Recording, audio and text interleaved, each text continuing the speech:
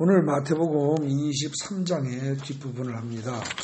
지난번에 어디까지 했었죠? 10몇 절입니까? 거기가 23장의 첫 달라 13절이었나요? 12절이었나? 13절, 12절이었죠? 네, 거기까지 했었습니다. 근데 그 첫 달락에서 말하는 건 결국 뭡니까? 서기관들이나 바리새인들처럼 높아지려고 하지 말아라. 그 높아지려고 애쓴다는 그 자체는 사실은 죄악이다. 네, 그런 얘기를 쭉 한 겁니다. 그리고 지금 마태복음 23장 12절까지 본문에 나오진 않지만 그 높아지려고 하는 것이 죄악이다라는 건 어디부터 지적이 되어 있어요? 성경에? 창세기의 선악과 먹은 사건부터가 자기가 선악과를 먹음으로써 하나님과 같이 될 거다라는 그런 기대를 가지고 먹은 거였거든요. 그래서 그거부터가 사실은 큰 죄악이다. 그 얘기를 한 겁니다. 높아지려고 들지 말아라. 그리고 전에 제가 지난번 설교 때 말씀드렸죠. 뱃속에 들어있는 에서와 야곱이 뱃속에서 싸울 때 큰 자가 어린 자를 섬기리라 한 말이 에서를 저주하고 야곱을 축복한 것이 아니고 야곱을 편애한 것이 아니고 무릇 큰 자는 누구든지 큰 자라고 하면 작은 자를 섬기는 것이 하나님 나라의 법칙이고 하나님이 원하시는 것이다. 그 얘기란 말입니다. 그래서 그것도 창세기에 이미 25장에 너희는 어떻게 살아라. 그걸 다 말씀해 주신 거예요. 그러니까 세상적으로 권력이 있고 지식이 있고 그 다음에 돈이 있고 사회적 지위가 높은 사람들은 권력이 없고 지위가 낮고 돈도 없고 뭐든지 약하고 부족한 사람들, 모자란 사람들을 도우면서 살아라는 말을 사실은 창세기 25장부터 했던 겁니다. 근데 그걸 못 알아듣고 이 서기관이나 바리새인들은 자꾸 자기네가 위로만 올라가고 대접을 받으려고 했기 때문에 예수님은 심하게 야단을 치신 거죠. 그리고 13절부터 이제 나오는 게 뭐냐면 오늘 본문 읽으셔서 아시겠지만 이 서기관들하고 바리새인들을 심하게 저주하는 겁니다. 화가 있을 것이다. 화 있을진저 이러면서 화를 선포하는 것을 7번을 하십니다. 그러니까 7화 이러죠. 그러니까 이거 굉장히 심하게 야단치고 말하자면 하는 겁니다. 그러면서 거기 화 있을진저라고 이야기를 하면서 7번을 얘기하시는 중에 6번이 뭐라고 번역되어 있어요? 여기 외식하는 서기관들과 바리새인들이요 이렇게 되어 있습니다. 근데 제가 보기에 이 성경 번역이 이거 잘못됐습니다. 외식하는 이렇게 말해놓으니까 우리가 이해가 돼요, 안 돼요? 잘 모른단 말입니다. 외식하는 그래놓으니까 이게 심하게 오해하는 사람은 모처럼 가족이 밖에 나가서 외식하는 뭐 이렇게 생각하는 사람도 있을 수가 있어요. 근데 이건 한마디로 아주 쉽습니다. 간단합니다. 원어 자체가 위선자들아 이렇게 되어 있습니다. 그래서 이거를 위선자들아 이렇게 번역을 하는 게 마땅합니다. 영어 성경 거의 대부분 다 위선자들아로 되어 있습니다. 그리고 우리말 성경에서도요. 개역 개정과 개역 한글 현재 많이 보는 개역 개정과 개역 한글 빼놓고는 전부 다 위선자들아로 되어 있습니다. 쉬운 성경이라든지 그 밖에 공동 번역이라든지 다. 그래서 이 부분은 여러분들이 위선자들아 하고 아주 그냥 직접적으로 찌르는 말로 이해하시는 게 옳습니다. 원어도 그렇게 되어 있으니까요. 근데 이렇게 말을 돌려서 하니까 굉장히 은근히 본의 아니게 슬쩍 이들을 이해하고 감싸주는 것처럼 봐주는 것처럼 될 수가 있다는 거죠. 아주 강하게 찌르는 말입니다. 대놓고 직접 찔러야 되는 거예요. 그냥 단도직입적으로 푹 찌르는 거죠. 위선자들아. 이렇게. 본문을 직역하면 너희 서기관과 바리새인들 이 위선자들아. 이렇게 돼 있다는 거죠. 전부 그렇게 이해를 하시면 됩니다. 그래서 거기 쭉 이제 그 얘기가 나오는데 13절에 보면 위선자들아 그러고 처음 나오면서 뭐라 그래요? 본인도 못 가고 남들도 천국에 못 들어가게 하는 애들이다. 누가요? 그때 당시에 종교 지도자로 최고의 존경을 받는 사람들이 그렇다는 겁니다. 그럼 그때만 그렇고 오늘은 안 그러냐? 제가 보기에는 오늘도 비슷할 거라고 생각이 됩니다. 성경 말씀은 진리입니다. 이게 그때만 먹히는 법이 없습니다. 오늘날도 똑같습니다. 참 창피하고 부끄러운 얘기입니다. 왜? 목사가 목사를 비난하는 말을 해야 되니까 창피하고 부끄러운 얘기인데 오늘날에도 아마 거의 똑같을 거라고 생각합니다. 뭐 남들은 다른 목사는 잘못하고 저는 잘했다는 얘기 아닙니다. 아마 저도 뭐 크게 다르지 않을지 모릅니다. 안 그러려고 발버둥은 칩니다만 크게 다르지 않을 수도 있습니다. 정말로 목사들 회개해야 됩니다. 오늘 이 23장 오늘 후반부가요. 사실은 뭐예요? 후반부에 맨 끝에 몇 절이 있죠? 거기 뭐예요? 예루살렘을 두고 이르시다 하는 부분 끝에 3절. 그거 빼놓고는 뭐예요? 온통 이 바리새인과 서기관들을 갖다가 야단치고 말하자면 비난하고 저주하는 내용입니다. 이게. 그러니까 이게 참 대부분이 그거기 때문에 이 종교 지도자들의 죄에 이렇게 제목을 안 붙일 수가 없습니다. 근데 해석한 일은 오늘도 이런 모습이 도처에 많이 일어나고 있다는 거죠. 그런데도 불구하고 각 교회에서는 회개할 생각을 거의 안 합니다. 우리 많이 회개해야 됩니다. 사실은 15절에 또 위선자들아 그러는 겁니다. 거기서 위선자들인 이유를 뭐라고 그러냐? 교인을 기껏 하나 얻고 나면 어떻게 해요? 지옥 자식이 되게 만든대요. 여러분들 찔리지 않습니까? 전도한다고 막 해놓고서 내가 전도해놓고서 교회 가면 복받아요. 뭐 잘돼요.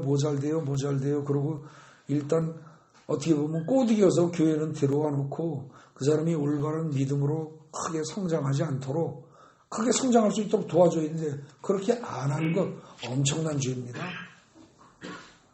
복음을 잘못 전하고 잘못 신앙생활을 하도록 하는 거 큰 죄라는 거예요. 그 다음 16절부터 나오는 거 소경된 인도자들 그럽니다. 너희가 남을 인도한다고 하긴 하는데 이 소경들아 그 얘기입니다. 16절 단락이 어떻습니까? 거기가 다른 데보다 지금 길거리요? 어때요? 16절 단락이 지금 어때요? 22절까지 나가죠? 다른 데는 한 절이 한 단락 정도로 아주 간단간단히 되어 있어요. 화했을진저 이러면서 한 절, 길어야 2절 이런 정도입니다. 그런데 16절 단락은 굉장히 깁니다. 눈먼 인도자, 너희 소경들아, 너희가 인도자라고? 너희는 이놈들아 사실은 소경이야. 너희가 서기관이라고? 성경에 대해서 가장 잘한다고? 그리고 남을 가르친다고? 아니야, 너희가 소경이야. 바리새인들 너희가 신앙적으로 가장 모범이 되는 삶을 살고 있다고? 아니야, 너희가 소경인데야. 그러면서 소경이 소경을 이끄는 거야. 그러니까 둘 다 구덩이에 빠지는 거야. 둘 다 망하게 만드는 놈들이야. 신랄한 비난을 하는 겁니다. 참 지금 대부분 제 설교를 들으시는 대부분의 분들은 평범한 그야말로 선량한 평신도들일 텐데 이건 사실은 목사들이 회개해야 될 말입니다. 목사들이 진정으로 깨달았다야 할 부분이죠. 근데 그래도 꼭 목사들에게만 해당되는 게 아닌 것이 여러분들이 신앙생활 오래 한 사람들은 10년, 20년을 넘어가면요 자기도 모르게 은근히 목에 힘이 들어가고 어깨에 힘이 들어가게 되어 있습니다. 그러면서 다른 사람들을 보면서 자기는 잘하고 있다고 잘났다고 생각을 하기가 쉽죠. 그리고 거기다가 직분이 슬슬 올라가서 뭐 권사가 되고 장로가 된다. 그때쯤 되면 자기도 모르게 힘이 엄청 들어갑니다.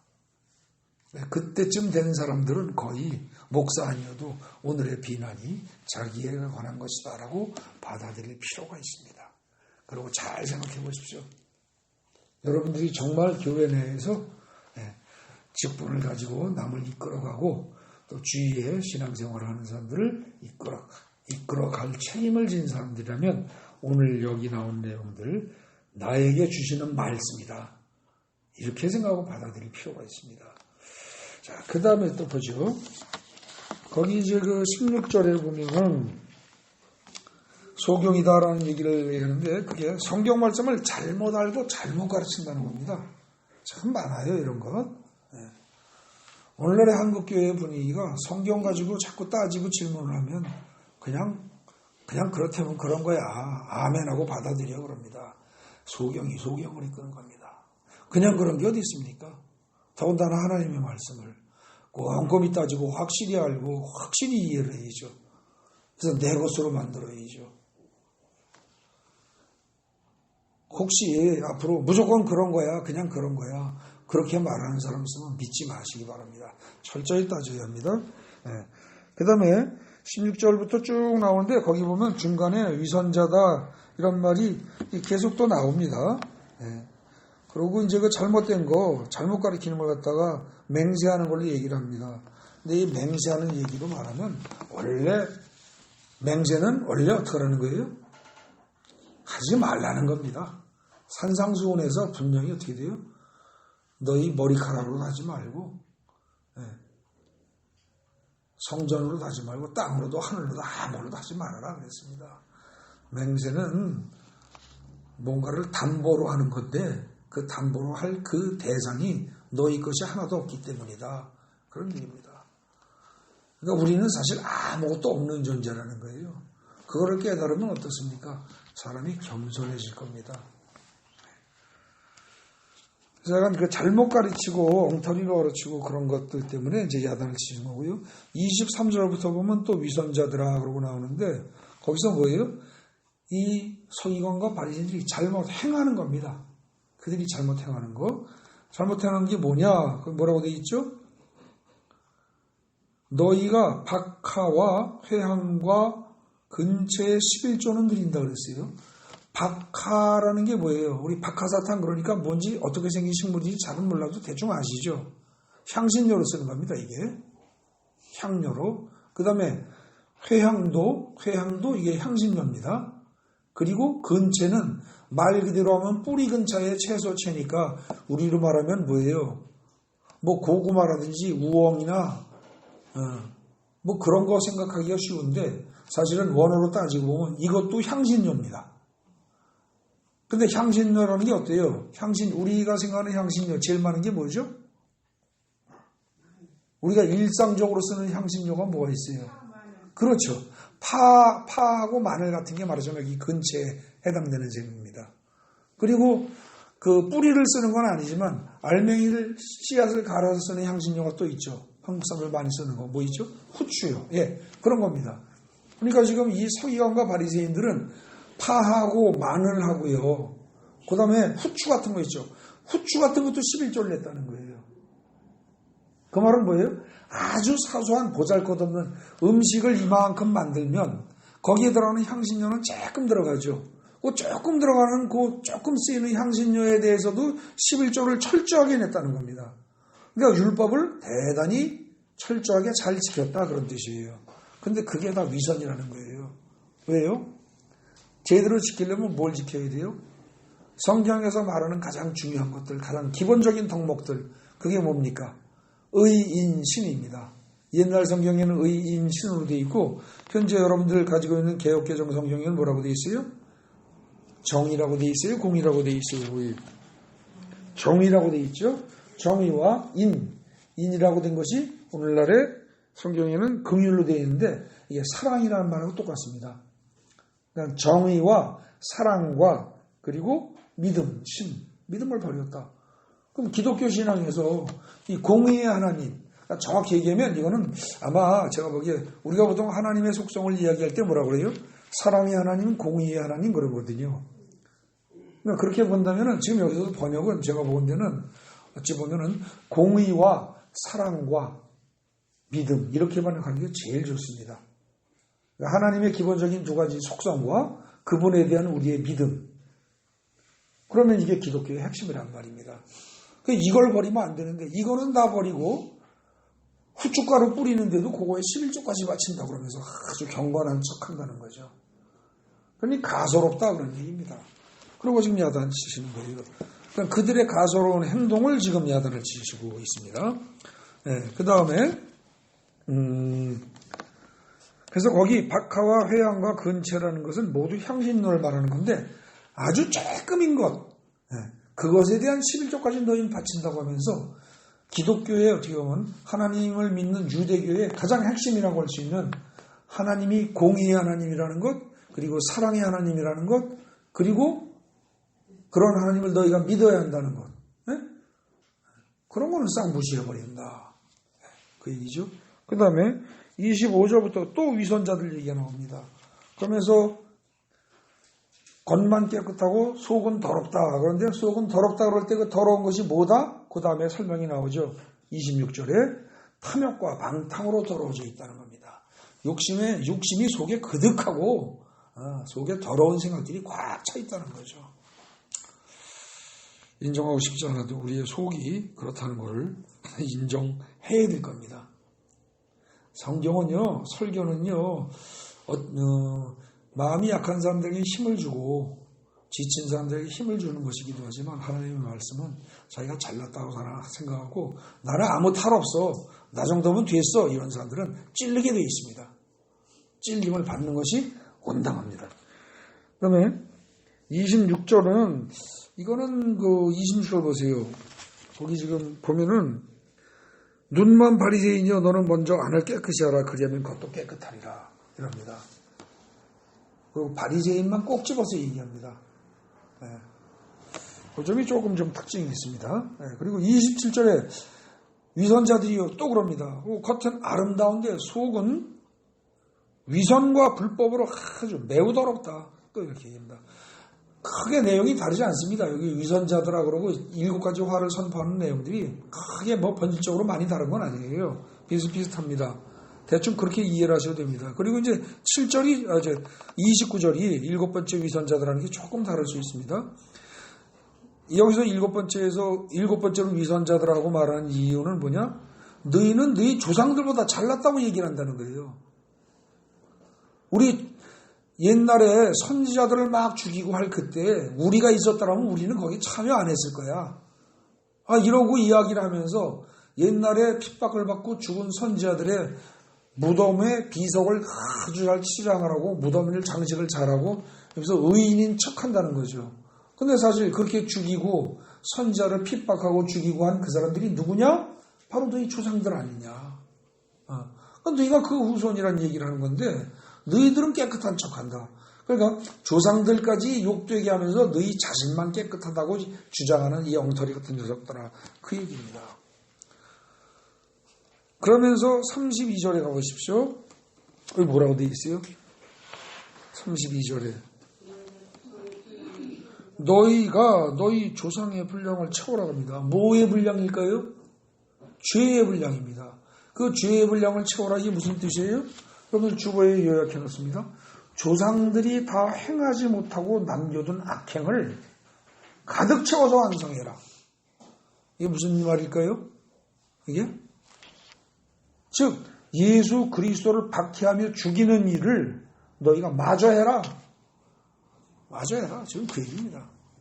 너희는 그걸 할 놈들이고 그게 너희들이 할 일이다. 마저 해라. 참 무서운 얘기죠 이게. 그러면서 이제 32절에서 죄의 분량을 너희가 채워라라고 툭 던져놓고 그 다음에 어떻게 돼요? 예수님이 하신 가장 심각한 욕이 나옵니다. 그죠? 33절에 뭐라고요? 뱀들아 독사의 새끼들아. 이 정도까지 얘기를 하셨으니 그들을 용서가 이게 돼요? 이 정도까지 나오면 용서가 안 된다는 얘기입니다. 너희가 어떻게 지옥의 판결을 피하겠느냐? 너희는 반드시 지옥의 심판을 받을 수밖에 없을 것이다. 그 얘기예요. 거기서 뱀이란 말은 뭐예요? 교활한 위선자 그 소리입니다. 그죠? 뱀같이 교활한 위선자. 네. 여러분들 뱀의 혓바닥이 둘로 갈라져 있어요. 혀가 둘로 갈라져 있다? 두말한다는 얘기입니다. 잘 생각해 보세요. 뱀의 혓바닥이 둘로 갈라져 있다. 한 입으로 두말한다는 얘기입니다. 하나는 하나님을 찬양하는 선한 말을 하고 한편으로는 어떻게 돼요? 마귀의 자녀라고 할 수밖에 없는 더럽고 추악하고 죄악된 말을 계속 쏟아내고 두 가지를 같이 한단 말입니다. 근데 뱀이 혓바닥이 둘로 갈라져 있어요. 여러분들 어떻게 생각하십니까? 뭐 여러분이나 저나 혀는 분명히 하나입니다. 그죠? 영적인 눈으로 보면 하나일까요? 둘일까요? 영적인 눈으로 보면 하나이겠습니까? 둘이겠습니까? 나는 하나다라고 말할 사람이 거의 없습니다. 거의 없어요. 굉장히 찔리는 부분입니다, 이게. 거기 33절에 뱀들아. 혓바닥이 둘러 갈라진 뱀들아. 한 입에서 두 가지 말을 하는 독설과 저주와 온갖 악한 말과 악한 생각을 쏟아내고 한쪽으로는 하나님을 찬양하는 그런 두 가지 혀를 가진 이 뱀들아. 그리고 그것도 모자라서 독사의 새끼들합니다. 뱀도 평범한 뱀이 아니라는 겁니다. 독사의 새끼들아. 무서운 비난입니다, 지금. 독사는 곧 마귀요, 그리고 사탄을 말하는 겁니다. 그러므로 독사의 새끼들인 사탄의 자식인 너희는 지옥의 판결을 피할 수 없을 것이다. 무슨 얘기한 거죠? 34절은 무슨 얘기입니까? 그러므로 내가 너희에게 선자들과 지혜 있는 자가 서기관들을 보냈는데 이럽니다. 그러므로가 왜 그러므로예요? 여기 주보에 제가 요약해놨습니다. 너희 서기관들과 바리새인들이 마땅히 했어야 할 인도자 역할을 못했으므로입니다. 그 앞에 내용을 쭉 요약한 거니까. 너희가 마땅히 서기관이라든지 정말 그 바리새인의 말뜻이 뭐라고 그랬어요? 바리새인 그럴 때 바리새라는 게 구별된다는 뜻입니다. 세속과 구별된다. 그냥 거룩하다 이런 뜻입니다. 쉽게 얘기해서. 세속과 구별돼서 거룩하다. 그러면 너희가 정말로 서기관들로서 성경을 제대로 읽고 제대로 해석하고 제대로 가르치는 역할을 제대로 하고 너희가 바리새인이라는 남들과는 구별되고 세속과는 구별되는 거룩한 사람들이라는 그 이름에 정말로 걸맞게 제대로 행동을 했다면 내가 안 보내도 됐을 것이다. 근데 너희가 제대로 못했기 때문에 그랬기 때문에 너희 서기관들과 바리새인들이 마땅히 했어야 할 백성들의 인도자 역할을 못했기 때문에 내가 누굴 보낸다? 너희에게 선지자들과 지혜 있는 자들과 서기관들을 보낸다. 세 가지로 얘기를 하십니다. 근데 요게요, 한글 성경에서는 번역을 이렇게 할 수밖에 없는데 거기 보냄에 그랬죠? 보냄에. 근데 그 보낸다는 게 이게 헬라어 성경에서 현재로 되어 있습니다. 근데 헬라어 성경에서 현재란 말은 현재이면서 동시에 현재 진행입니다. 진행이에요, 이게. 그러니까 이 말은 예수님이 말씀하실 때만 보내는 게 아니고 그 다음에 지금까지 계속 보낸다는 뜻입니다, 이게. 근데 이걸 번역을 할 때 그렇게 번역을 일일이 다 할 수가 없어요. 이게 번역의 한계인데 어쩔 수 없이 이렇게 번역할 수밖에 없긴 해요. 근데 이것은 예수님이 그때도 그전에도 보냈고 그때도 보내고 지금까지도 계속 보내고 있다는 뜻이에요, 이게. 진행의 의미가 있다는 거죠. 근데 실제로 예수님이 선지자들과 지혜 있는 자들과 서기관들을 예수님이 보낸 적이 있어요? 인간 예수가? 아니에요. 하나님이 보내셨죠. 그러니까 지금 이 말은 이미 뭘 깔고 있어요? 나 예수가 곧 하나님이다. 지금 그 얘기를 하고 있는 겁니다. 그걸 깔고서 하는 얘기예요. 그렇게 본다면 어떻게 됩니까? 창세 이후 계속해서 아담이 죄진 이후 계속해서 보냈다는 겁니다. 수많은 선지자들 보냈죠. 그리고 수많은 지혜자들 보냈죠. 네? 수많은 지혜자를 보냈어요. 이를테면 지혜서의 핵심적인 지혜서 중에 하나인 잠언이라든지, 네? 잠언이라는 그 책 있지 않습니까? 그거 대단한 지혜로 쓴 책이거든요. 이를테면 그 잠언을 쓴 솔로몬이라든지 혹은 그 시편을 쓴 다윗이라든지 그런 사람들 다 엄청난 지혜를 가진 자입니다. 선지자라고 말할 수는 없습니다. 다윗이나 솔로몬을 선지자라고 하지는 않습니다. 그러나 지혜자입니다. 그런 사람들 보냈다는 거예요. 그리고 서기관들 계속 보냈다는 거죠. 그리고 이걸 예수님 살아계신 그때 당시로 말하면 어떻게 됩니까? 결국 선지자들이란 무슨 뜻이냐면 선지자는 하나님의 말씀을 받아서 성령의 감동으로 그대로 전하는 사람들이 선지자입니다. 그러니까 누구예요? 예를 들면 베드로 같은 사람들이죠. 베드로가 원래 무식한 사람이었지 않습니까? 업으로서 박식한 사람이 아니거든요.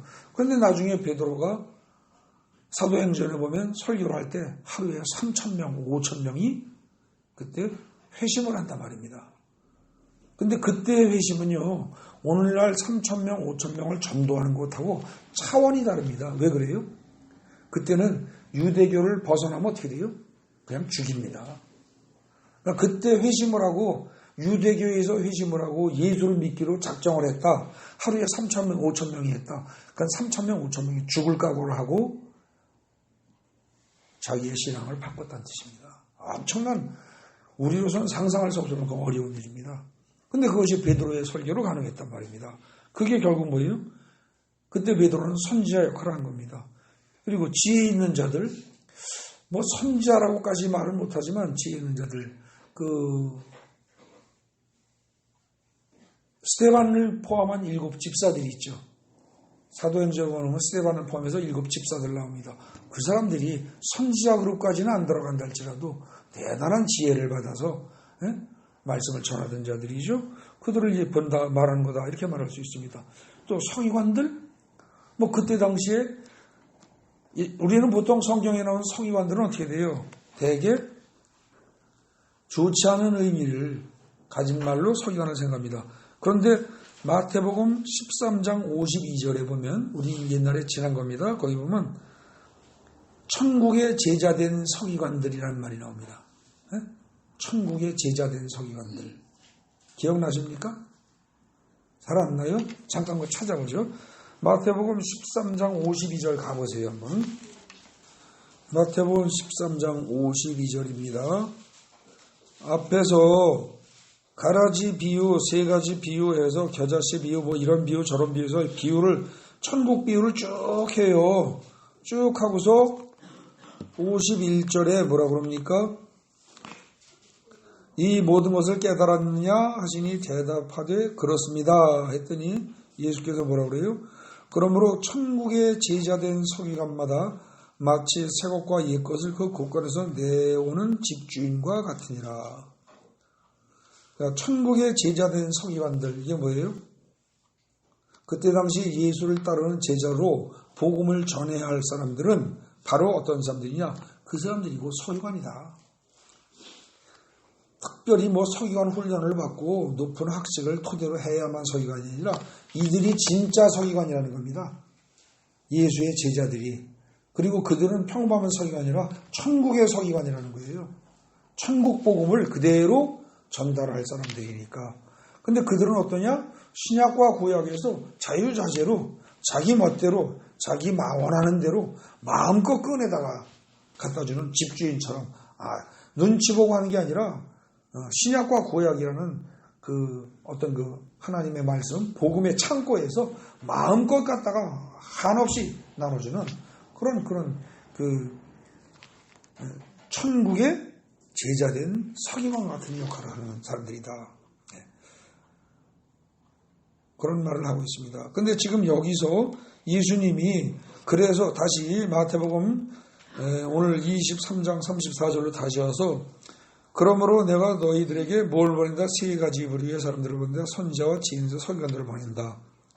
이렇게 얘기해서 이거는 그 이전에 예수님 살아계신 이전에 보냈던 자들을 지칭한 것일 수도 있고 예수님 당시에 살아있는 자들 중에서 제자들이라든지 넓은 범위에서 다 제자들이에요. 그들을 얘기하는 것일 수도 있고 또 그러면 오늘날에 현재 우리가 살고 있는 오늘날에는 어떻게 되냐? 선지자들, 지혜자들, 서기관들을 안 보내느냐? 보냅니다. 오늘날에도 보냅니다. 이거는. 여기 동사 형태가 현재형으로 돼서 항상 진행으로 되어 있기 때문에 그렇게 봐야 된다는 뜻입니다. 오늘날에도 사실은 선지자의 역할을 설교를 하면서 주로 선지자적인 입장에서 설교를 하는 사람들이 있습니다. 하나님의 뜻이 이러하다가 너희들 그러면 안 된다. 회개해라. 이러면서 회개를 강력하게 촉구하는 그런 목사들이 더러더러 있습니다. 근데 대부분의 교회에서는 회개하라 소리 하면 안 좋아하니까 그런 설교 안 하지만 전 세상, 온 세상 다 뒤지면 그런 식으로 폭폭 찔러대면서 하는 사람들이 더러 있다고 해요. 그 사람들이 있고요. 지혜자들, 성경을 올바르게 해석하고 하나님의 말씀을 올바르게 전달하는 사람들이 있습니다. 역시 오늘날에 그렇게 하는 서기관급에 해당하는 사람들이 있죠. 그래서 약간 여기 나오는 이거는 결국 뭐냐면 한마디로 얘기하면 선지자들, 지혜자들, 서기관들을 갖다가 내가 보냈다라는 얘기는 예수의 제자들 그리고 오늘날에 이르기까지 보내심을 받은 모든 자들을 지칭하는 말입니다. 이게. 근데 그렇게 문장을 그렇게 이해하지 않으면 거기 동사를 읽어보면 이해가 잘 안 됩니다. 왜냐하면 34절 보세요. 이게 그냥 옛날에 있었던 일이다라고 생각을 해버리면 34절을 내가 너희에게 그러한 자들을 보냈는데 이렇게 이해를 하면 너희가 그들 중에서 더러는 죽이고 십자가에 못 박고 그들 중에 더러는 너희 회당에 채치서 이 동네에서 저 동네로 따라다니며 박해했노라 이래 될 거 아니에요. 그죠? 근데 그러지 않고 박해하리라 그러고 미래로 돼 있다는 거죠. 근데 이게 번역이 잘못된 게 아니고 계속해서 지금도 보내고 있는데 지금도 너희들은 박해할 거다. 지금도 그러죠. 사실 이슬람권 전도하려고 들면 목숨 걸고 해야 되잖아요. 지금도 그런다는 거예요. 다음 35절에 그러므로 의인 아벨의 피로부터 성전과 제단 사이에서 너희가 죽인 바갈의 아들 사갈의 피까지 땅에서 흘린 비의로운 피가 다 너희에게로 돌아가리라 그랬어요. 의인 아벨의 피, 이 말이 뜻하는 건 무슨 말이죠? 그냥 아벨의 피 그러자고 의인 아벨의 피 그랬습니다. 그럼 결국은 아벨은 의인이었다. 그럼 아벨은 누구죠? 창세기에 맨 처음에 살인을 할 때 죽은 피살자죠.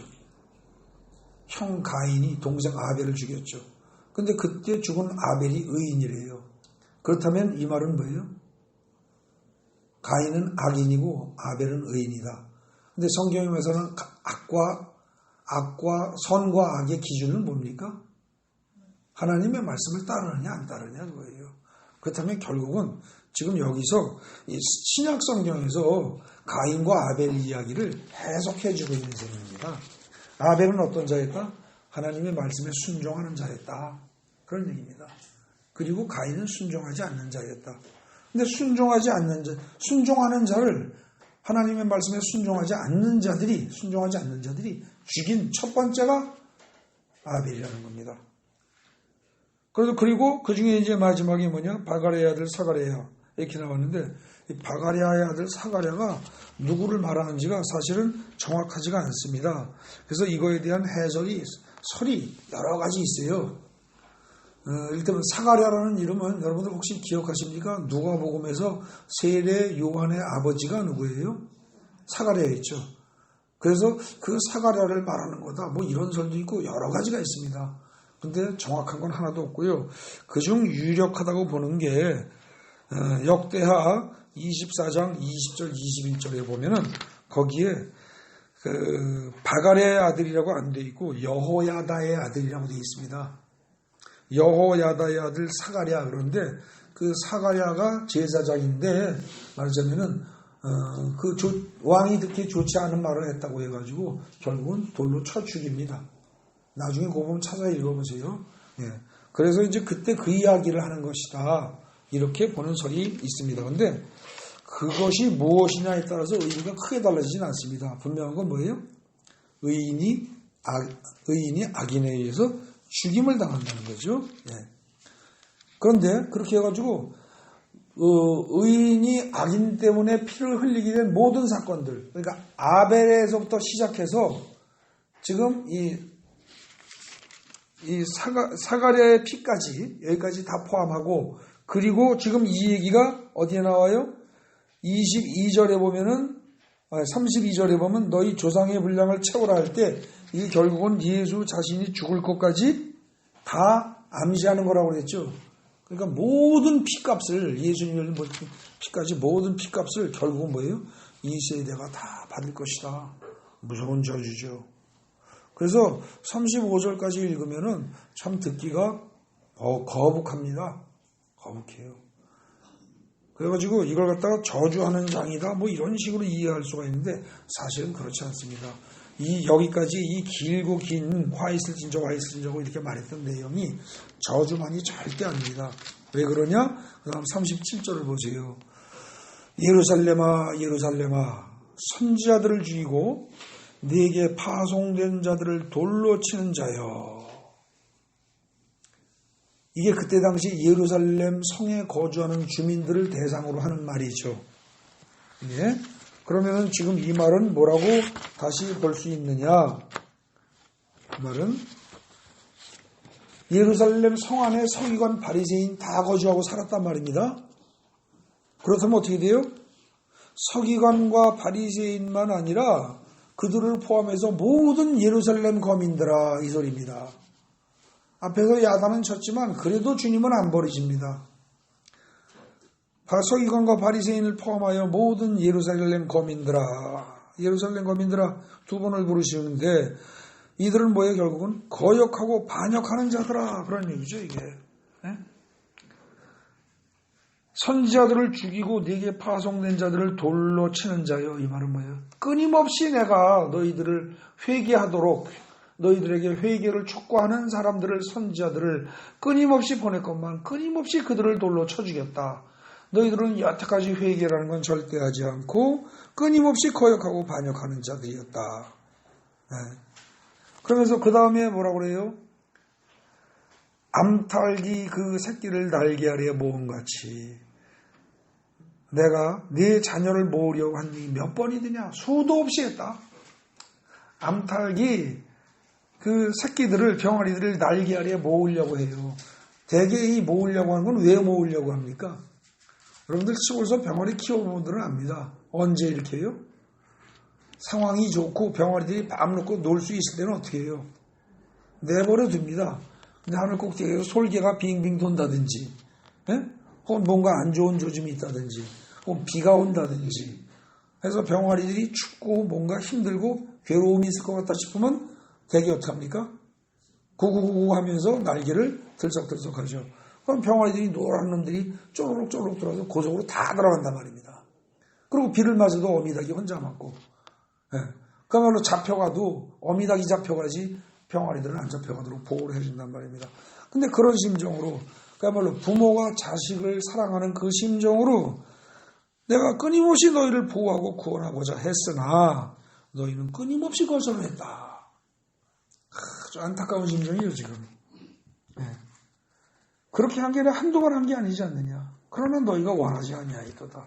그러니 솔개가 빙빙 돌기 때문에 병아리에 잡혀갈까 봐 내가 날개를 들고 너희들을 불러 모으고 구구구 하고 불렀는데도 안 들어오기를 한두 번 한 게 아니니 결국은 너희는 어떻게 되겠냐? 그 다음 38절입니다. 보라, 너희 집이 황폐하여 버려진 바 되리라. 예루살렘 성이 몽땅 쫄딱 망할 것이다. 참, 그래도 여기서 참 어떻게 보면 은혜입니다. 예루살렘아 예루살렘아 이렇게 하면서 너희 성이 황폐하여, 너희 집이 황폐하여 버려진 바 되리라 그랬지, 너희가 버려진 바 되리라 그렇게 안 했습니다. 그죠? 이게 아무것도 아닌 것 같지만 하나님은 끊임없이 이스라엘 백성들을, 그 죄악된 이스라엘 백성들을 끊임없이 사랑하고 그걸 건지고자 하는 마음이 아직까지 있는 겁니다. 그러면서 마지막 절 보십시오. 내가 너희 이르니 내가 너희 이른다. 이제부터 너희는 찬송하려다 주의 이름으로 오시는 이여라고 할 때까지 나를 보지 못하리라. 이게 무슨 말이에요? 일반적으로 이건 무슨 뜻입니까? 찬송하리로다 주의 이름으로 오시는 이여 할 때까지라는 말이 무슨 뜻이냐? 가장 일반적인 해석이 마지막 재림 심판이 이루어질 때까지 이런 뜻입니다. 맞죠? 그거에 대해서 아무 이의가 없습니다. 그런데 잘 따져보십시오. 이 말이 꼭 그 말만 있을까요? 아닙니다. 그 말로만 만약에 끝나는 것이라면 지금 어떻게 됩니까? 이거는 24장 전체는 심판과 저주와 심판으로 끝나는 겁니다. 근데 그 말을 잘 생각해 보면은요, 또 무슨 뜻이 있어요? 찬송하리로다 주의 이름으로 오시는 이여라고 할 때라는 게 꼭 마지막 재림 심판 때만 이 말을 할 수 있나요? 아닙니다. 오늘날 여러분들이, 제가, 오늘날 이 세상을 살아가는 모든 인간들이 누구든지 개인적으로 예수를 영접하면서 찬송하리로다 주의 이름, 하나님의 이름입니다. 그래서 주 말하는 주는 하나님의 이름으로 오시는 이요. 그 이분이 곧 하나님이시라. 그 얘기입니다. 주의 이름으로 온다. 이 말은 하나님의 이름으로 온다는 뜻이고, 이 말은 곧 하나님이 오신다 이런 뜻이에요. 예수를 하나님으로 받아들이는 자는 그 얘기입니다. 그러면서 예수를 찬송하는 자는 그럼 어떻게 돼요? 그때까지는 너희가 나를 보지 못하리라. 너희가 나를 보지 못하리라. 그 말은 뒤집어 얘기하면 너희가 개인적으로 내가 곧 하나님이라는 사실을 깨닫고 그리고 찬송하리로다 하나님의 이름으로 오시는 예수 그리스도요 라고 진심으로 고백을 할 그때에 그런 고백을 하게 되면, 그러고 나면 어떻게 된다? 너희가 나를 보리라. 그 얘기입니다. 그러니까 아직까지도 뭡니까? 구원의 문을 열어놓고 있는 겁니다. 이 쫄딱 다 망해 들어갈 이스라엘 백성들에게 아직까지도 구원의 문을 열어놓고 있는 거예요. 그러니까 그처럼 후자처럼 해석을 하면 지금 마지막 단락 전체는 무슨 뜻입니까? 심판에 대한 경고입니까? 아니죠. 심판을 받을 수밖에 없었는데 끝까지 회개를 촉구하는 내용입니다. 근데 이 후자처럼 봐야 될 이유가, 여러분들 아까 37절에서 암탉이 그 새끼를 날개 아래 모은 것 같이 내가 너희 자녀를 모리한 일이 몇 번이더냐. 그러나 너희가 원하지 아니하였도다. 그 말을 할 때 그 말의 심정이, 그 말하는 심정이 어때요? 안타까움이잖아요. 그 안타까움은 근본적으로 그 밑바닥에 사랑이 깔려있는 겁니다. 그렇기 때문에 그 37절 말의 근거에서 38절, 39절을 다 전체적으로 분위기 파악을 해가면서 읽는다면 이것은 단순히 마지막 재림 심판 때 너희는 엄중한 벌을 받으리라고 해석할 부분이 아니라 오히려 우리에게 회개를 촉하는 말로 받아들여야 한다는 거죠. 근데 지금 이것이 누구에게 한 말이라고요? 예루살렘 성 안에 있는 모든 사람들에게, 모든 유대인들에게. 그렇다면 그때 예루살렘 성 안에 있는 모든 유대인들은 아까 말한 비난의 대상이었던 서기관과 바리새인들이 있죠. 대제사장도 있겠죠. 지금 언급되지 않았지만 또 사두개인도 있겠죠. 그런 모든 종교 지도자 그룹은 물론이요, 일반 평민들도 있었을 거 아닙니까? 그 안에. 그러니까 모든 백성들이에요. 이스라엘의 모든 백성들아, 나는 지금도 너희가 회개하기를 원한다. 그 얘기입니다. 그러면 이게 예수님 살아계실 그때만일까요? 아닙니다. 지금도 마찬가지입니다. 그때 당시에 이 이스라엘 백성들은 전부 하나님을 아는 백성들이었습니다. 지금 오히려 여기 이스라엘 예루살렘아 이렇게 말하는 걸로 봐서 이건 뭐예요? 이방인들은 배제한 상황입니다. 어찌 보면. 그렇다면 오늘로 말하면 어떻게 돼요? 하나님을 전혀 모르는 사람들에게 하는 말이 아니라는 거죠. 회개하라는 말이. 그렇다면 오늘날에 지금 내가 너희를 암탉이 그 새끼를 날개 아래 모은 같이 내가 너희 자녀들을 모으려고 한 일이 한두 번이 아니지 않느냐 하는 이 말은 오늘날 교회 다니는 모든 사람들에게 하는 말입니다. 이게. 여러분도 저도 다 포함해서. 그 말은 다시 뒤집어 얘기하면 뭐예요? 우리는 깨끗한 것처럼 생각하지만 회개할 부분이 아직도 있다는 뜻입니다. 잘 생각해 보시죠. 회개할 게 얼마나 많은가. 그렇게 생각해도 별로 없는 것 같아요? 그렇지 않습니다. 생각보다 많습니다. 항상 기뻐하고 쉬지 말고 기도하고 범사에 감사하라. 물론 그게 우리가 노력해서 되는 건 아니라고 제가 누차 말씀드렸습니다. 성령께서 인도해 주시고 성령께서 도와주셔야 가능한 거죠. 근데 사실 우리는 감사하는 생각을 조금 많이 할 수도 있는데 꼭 성령이 안 도와주셔도 자기의 삶을 조금 이렇게 되돌아보면 감사할 게 참으로 많습니다. 근데 감사조차 제대로 하지 않습니다. 여러분 현재 어제 오늘 최근 일주일의 삶이 어땠습니까? 감사가 많았습니까? 불평불만이 많았습니까? 뭔가 부족하다고 생각하는 게 많았습니까? 사실은 그런 것에부터 회개할 게 참 많습니다. 제가 최근에 우연찮게 그냥 어떻게 보다 보니까 유튜브에서 북한에서 넘어온 사람들이 가장 한국에 와서 생활하면서 신기한 것, 가장 놀라운 것, 그런 그 유튜브 내용을 봤습니다. 여러분들 뭘까요? 생각해 보세요. 북한 사람들이 여기서 제일 신기한 건 뭘까요? 예? 거기서는 참 그게 안 되는데 여기서는 정말 이건 진짜 좋다. 그래서 지금 이 감사라는 표현을 하면 그 사람으로서 진짜 감사한 거죠. 그 사람은 예수 믿는 사람이 아니라 그런 말은 안 하지만 뭐가 있을까요? 북한 사람들이 여기서 제일 신기한 거. 예? 뭐요?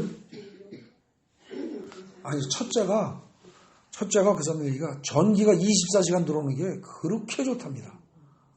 북한에서는 들어오면 저녁 때 한 6시, 7시면 1시간 정도 들어온답니다. 그러고 마니까 그냥 그 시간 잠깐 들어올 때 그때 뭔가 하고 그러고는 껌껌해지면 그냥 불 끄고 다 자야 된다는 거예요. 근데 여기는 도대체 이게 밤새고 전기를 틀어도 나가는 법이 없다는 거죠. 그게 그렇게 놀랍고 좋답니다. 그리고 그 다음에 또 뭐가 좋으냐 하는데 그 다음에 두 번째 같은 게 어떻게 그냥 이게 수도꼭지 틀고 이렇게 좌우로만 돌리면 뜨거운 물, 찬물이 계속 나오냐. 북한에서는 한번 씻으려고 하면 솥에다가 나무 집어넣고 떼어가지고 물 끓여가지고 그거 퍼가지고 씻고 이래야 되는데 어떻게 이거 가지고 다 되느냐 이럽니다. 그렇게 해가지고 한 7, 8가지 얘기를 하더라고요. 근데 가만히 생각해보니까 그 사람들이 그 말하는 북한에서 불편한 생활이 어떻게 보면 제가 어렸을 때 다 겪었던 것들입니다. 근데 여러분들도 겪으신 분들 많을 텐데 다 잊어먹었잖아요. 그죠? 그리고 지금 감사하다는 생각보다는 남들과 비교해서 불평불만이 더 많은 사람들이 많을 겁니다. 이를테면 그런 거 우리 다 어떻게 보면 회개할 부분입니다. 근데 그런 사소한 것에서 회개가 아니라 진정코 우리가 회개할 부분은 뭐냐? 하나님을 하나님답게 대접해드리지 않은 겁니다. 예수를 구세주답게 대접해드리지 않은 겁니다. 인정을 안 한 거죠. 말로는 예수 그러면서 예수가 구세주요 구원자라는 뜻이라는 사실조차도 모른 채 이름을 그냥 두 글자 발음만 예수하고 신앙생활을 수십 년을 해왔고 지금도 예수 그러면서 그 예수라는 이름은 말은 부르면서도 의미를 생각할 줄 모른다는 것. 하나님 주님 기도를 하고 아버지 하면서 저 이웃집 아저씨만큼도 안 믿죠. 그죠? 잘 생각해 보세요. 근데 여러분들만 그런 게 아니라 저도 그러더라니까요. 이를테면 최근에 어떤 환자가 내년 되면은 팔로 아주 잘 많이 돌릴 수 있을 거라고 그런 얘기를 해요. 근데 왜 그런 말이 할까? 그때 못 모르는데 가만히 오면서 생각해 보니까 의사가 말을 했겠죠. 물리치료사나 의사가 그죠? 그러니까 의사나 물리치료사가 사람이 말한 거는 내년 봄쯤이면 분명히 되는 확신을 가지고 있으면서 하나님이 치료해 줄 거다는 아멘 하고 목소리에 액센트를 넣으면서 아멘 하면서도 사실은 마음으로 안 믿었다는 뜻이거든요. 근데 그 말을 누가 했겠어요? 하나님으로부터 들었겠어요? 아니란 말입니다. 병원에 있는 그 사람으로부터 들었죠. 결국 우리는 여러분도 저도 모든 사람들은 하나님이 말씀하셨다고 그러면 그건 철석같이 믿고 사람이 말하는 건 덜 믿어야 되는데 사람이 말하는 건 철석같이 믿고 하나님이 말하는 거는 그냥 그러면 좋고 그죠? 되면 좋고 안 되면 말고 에? 그런 식으로 믿는다는 거죠. 그게 사실 우리 믿음의 본질입니다. 그 부분을 회개해야 됩니다. 진정으로 회개해서 아까 마지막에 뭐라고 그랬어요? 찬송하리로다 주의 이름으로 오시는 이요. 이 말이 아무것도 아닌 말 같지만 찬송하리로다 하나님의 이름으로 오시는 예수 그리스도요. 에? 하나님의 이름을 걸고 하나님의 이름으로 오시는 구세주 그리고 삼중직을 인정받은 하늘로부터 인정받은 거예요. 왕으로서의 자격이 있고 선지자로서의 자격이 있고 그리고 제사장으로서의 자격을 다 갖춘 그것을 하늘이 인정한 예수 그걸 인정하는 그걸 깨닫고 그걸 고백하는 자들 그런 자들은 어떻게 돼요? 나를 볼 것이요. 그러지 않느라 너희는 어떻게 된다? 마지막 심판에 이를 때까지 절대로 나를 보지 못할 것이다. 그러니 너희들은 결국 어떻게 해라? 회개해라 그 얘기입니다. 여러분들 회개하라 천국이 가까웠느니라는 그 마태복음 맨 앞부분에 나온 말이 있죠. 세례 요한이 얘기했고 예수님도 처음으로 그 말씀부터 시작을 하셨고 하여튼 회개하라 천국이 가까웠느니라. 이 말이 사실은 마태복음 전체를 다 꿰뚫어서 수도 없이 반복되는 겁니다. 오늘 23장도 결국은 어찌 보면 회개하라 천국이 가까웠느니라 이렇게 요약될 수도 있는 부분입니다. 집에 가셔서 다시 한번 잘 읽고 좀 더 깊이 생각하시면서 오늘 성경 본문에서 회개하라 천국이 가까웠느니라 이런 뜻으로 요약할 수 있다면 여러분들에게 무엇을 회개하라고 하시는 말씀인지 잘 묵상해 보시기 바랍니다.